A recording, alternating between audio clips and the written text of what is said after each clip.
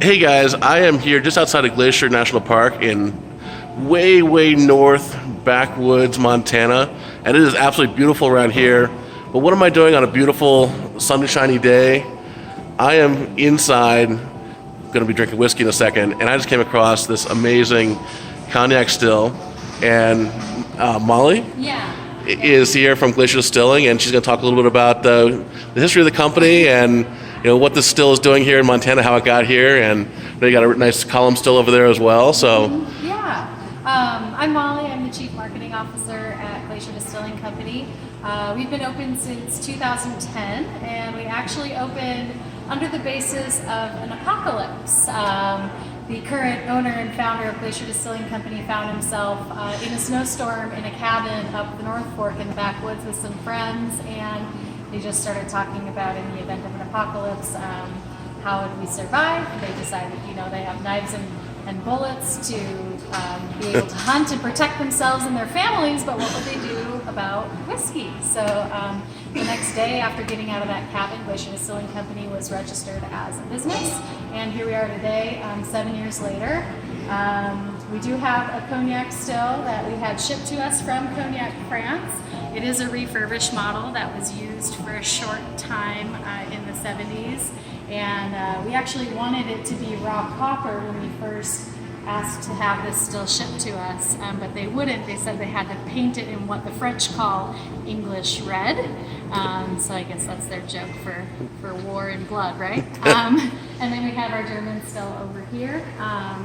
I guess the cognac still is pretty unique to distilleries in Montana. We use it mostly for our fruit brandies and some of our more refined top shelf whiskeys as well. We currently are making over 20 products. We have on our shelves at any given time 7 different whiskeys, lots of European style brandies, our own absinthe, which is Montana's only absinthe. We use a lot of local grains and fruits. Anything that we can get from Montana we use. We're really fortunate to be located near Flathead Lake, so we have great access to cherries, apples, pears, plums. Some of our fruit we do get from other states as well, but we try to get everything that we can right here locally. Some of the things that we forage for, either ourselves or we purchase things from other foragers, are spruce tips for our gin botanicals. The wormwood that we actually use in our absinthe is grown locally as well. And also wild hand-picked huckleberries for our huckleberry gin too. Yeah. I see you have some milk jugs over there. Yeah, those are just holding some of our strip runs and stuff. We just use different containers when we make the cuts on the stills. So what's your favorite product here? My personal favorite, it depends on the day.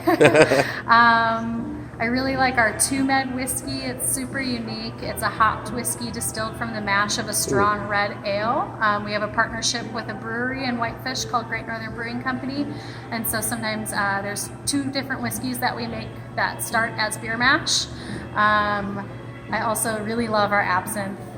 It's 125 proof straight out of the bottle. We recommend serving it chilled, but it makes an awesome absinthe frap. And then I'm pretty partial to our pear eau de vie as well. On a hot summer day, it's really good with just a little bit of honey and some peach bitters. So, cool. Yeah. And obviously you have it for sale here at your distillery. Yep, we sell everything that we make. Is it available online? I know there's obviously whiskey laws are different, alcohol laws different in different states, but are you able to sell across state lines here in Montana? In Montana, we are not legally allowed to ship direct to consumer. We do have one product, which is our most popular product that's available online through the liquor store of Jackson Hole in Wyoming. Okay. It's the Fireweed. It's a flathead cherry bourbon. Ooh, so the makeup of the bottle is about 80% bourbon, 20% flathead cherry brandy liqueur. And we get all of our cherries from the shores of Flathead Lake. They're a really sweet variety of cherry.